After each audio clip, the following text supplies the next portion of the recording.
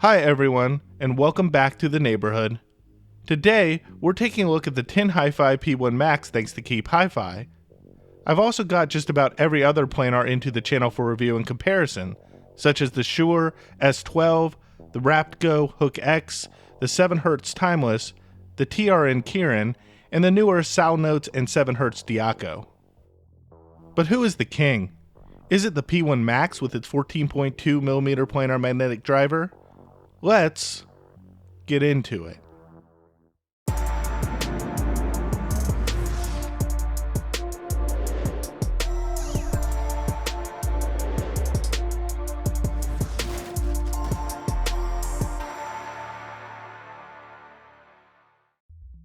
The build of the P1 Max is probably the lightest weight planar out of the bunch.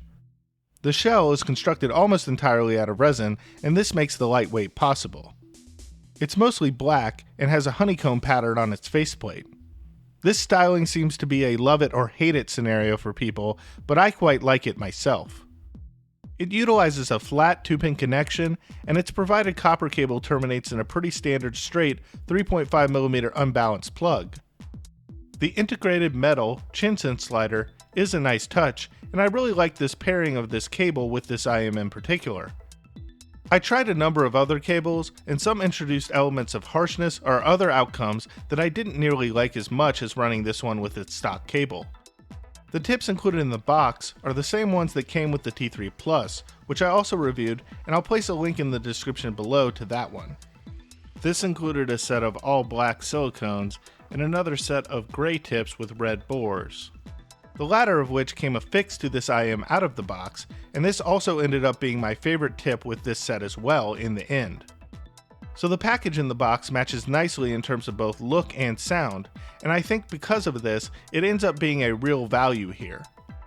All sound comparisons will be done in consideration of the gray tips with the red bores, as the black silicones were a bit too bloomy and loose in their presentation for me to consider them an effective tip for this set.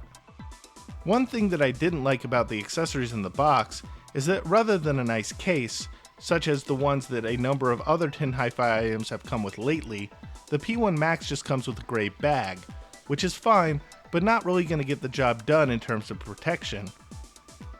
But let's move quickly onto the sound, because there will be a lot of specific mini comparisons throughout this one, so buckle up folks. Generally speaking, this is a slightly warm, lush sounding planar.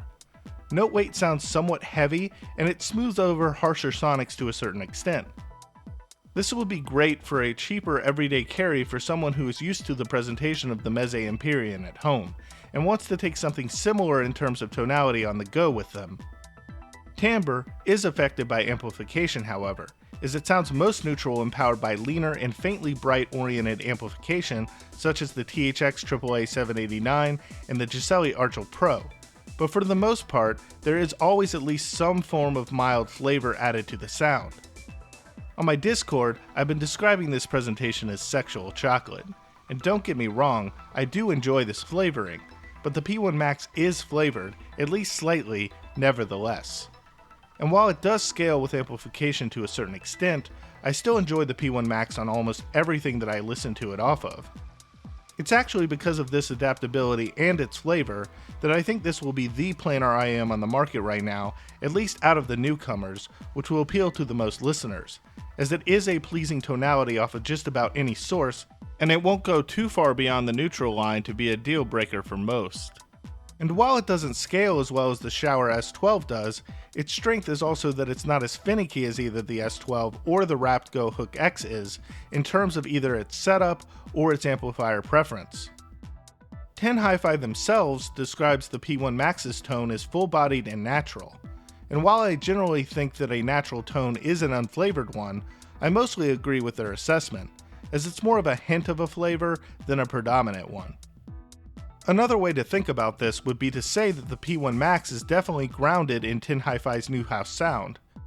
In fact, when I first put these in my ears, my first thoughts were, oh snap, I really like these, followed by, oh, and they pretty much sound like a high-resolution T3 Plus. And I've gone back and forth and even mixed these two IMs up on the same cable, and this initial assessment was pretty accurate. To reference Spinal Tap, the P1 Max is like you took the T3 Plus and turned it up to 11. I mean, these go to 11. So yes, the P1 Max is an improvement over the T3 Plus in just about every way, other than the fact that a slightly more dynamic auditory picture comes from the T3 Plus, which makes sense given that the T3 Plus employs a dynamic driver rather than a planar magnetic one. One complaint that I've heard coming from the community regarding planar magnetic IMs in general is that their dynamics sound somewhat flat in comparison to dynamics in other types of IMs. And when it comes to the P1 Max, both its micro and macro dynamics do exhibit this type of character, at least to a certain extent. Nevertheless, I think most won't be bothered by this outcome. Also, like the T3 Plus, the P1 Max is a phenomenal stage. There's really good width and a surprising amount of depth depending upon the track. Depth is not as forward in space as the S12, but it's certainly wider. Separation is not perfect, but still really good, and placement of images within the auditory space was accurate. Instrument distinctiveness is somewhat negatively affected by the P1 Max's tonal flavor, but likely won't be a bother to most. Decay is mostly natural and just a tad bit sluggish, but again, not offensive, and it fits within the overarching sound signature of this set. Compared to the Rapco Hook X, which is another great staging planar, the staging of the P1 Max is much more traditional and predictable, whereas the Hook X is kind of more of its own thing and somewhat all over the place and a bit more of a wild ride at that. Both resolution and clarity of the P1 Max compete with some of the other top IMs in the $100 to $200 price range and even beyond, especially when provided power by the right source. Detail is good, but inviting rather than forceful. One's ear is drawn to the detail, yet not bombarded by it. Even so, I'd give a slight edge to the Shure S12 in terms of ultimate transparency and illumination. Because of the slight dip from 1 to 7K, vocals on the P1 Max won't be forward enough for some, and even though its thicker tonality and note weight helps with this, there is still some mild thinness to the vocal presentation as a whole. Even so, vocals on the P1 Max do have a haunting quality to them somewhat.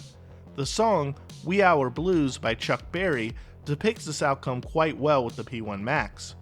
In the end, I do enjoy the P1 Max's vocal presentation, but also understand that it won't be for everyone and too recessed for some. Vocals are much more forward on the 7Hz Timeless, and this is one of the reasons that I think many people are still holding on to that set, even though other newer planar IAMs have likely transplanted it in other categories at this point. And you might be wondering why I haven't compared the 7Hz Diaco to the P1 Max yet. Well, unfortunately, it's because it just can't keep up. Also, at this point in time, my unit is a bit of a mess. I'm not sure if I received a defective set or was simply shipped one without the correct filters. Nevertheless, I've been assured by Linsole based on the shipment date that I should have received the adjusted version. In any case, I've asked for the additional filters just in case to make sure that I'm delivering the correct review to you guys. Anyways, my Diaco is just a grainy, strident disaster of an IEM. People have called it detailed, but if my unit is like theirs, I think people are confusing grain and harshness added to the track as being revealing of the track. So yeah, so far, I'm looking at the Diaco as a bust and a huge disappointment.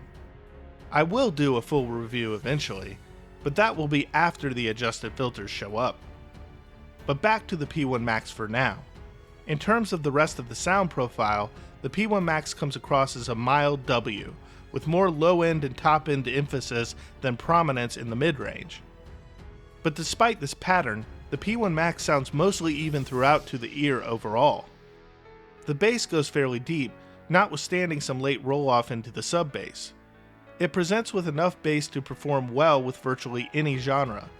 The bass has more low bass and sub-bass emphasis than it has a mid-bass hump. It is thick and juicy, and while I think it will satisfy both bass heads and other audiophiles alike, its quantity does not rise to typical bass head levels and also is generally better controlled than many bass head IEMs around this price. Still, a common complaint that I hear from others regarding the P1 Max is that it lacks slam, and its low end is rather soft and more about sustain than impact in its articulation. I can understand this criticism to a certain extent. Like I've already alluded to, the mid-range is less forward in its nature and generally relaxed, but with enough clarity and detail to sound relatively even to the ear. The treble also sounds well extended, but less peaky and better tuned than a lot of other planar magnetic IEMs. It never feels sharp and is mostly smooth in its sound and presentation.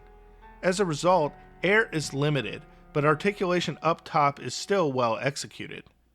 Overall, the presentation of the P1 Max has a certain warmth to it and ultimately pretty mellow. Its presentation is definitively the smoothest and most relaxed of this new wave of planar magnetic IEMs that has hit the market recently. The Giant Panda, as it is aptly named, is somewhat lush but well extended at both ends and well represented throughout its frequency response. Regarding its tuning, it may be the most evenly tuned planar at current. Even so, it is slightly darkened and flavored in its tonality, but I really like this flavor and I could indulge in it every day without any form of regret. And since it can gain some neutrality from source pairing, I'm sure most audiophiles will be able to adjust it to their liking without much effort. But is it the planar IEM king? One could certainly argue it, but the Shure S12 gives it a run for its money and has a less flavored tonality, so I'm a bit torn. If the P1 Max is the king, then the Shure S12 is most definitely the queen, making the Hook X the jester. And before I go, make sure that you really consider hitting that subscribe button if you haven't done so already. It really shows the audiophile community that you support this channel and the work that I do here. Also give this video a big thumbs up if you liked its content, and also consider following the channel at all its other access locations, including Twitter, Instagram, Discord, www.InToItReviews.com, or consider becoming a Patreon. The Patreon is only $1.50 a month, and it gets you access to early written reviews that I use to make these videos. And with that, I'm out for now.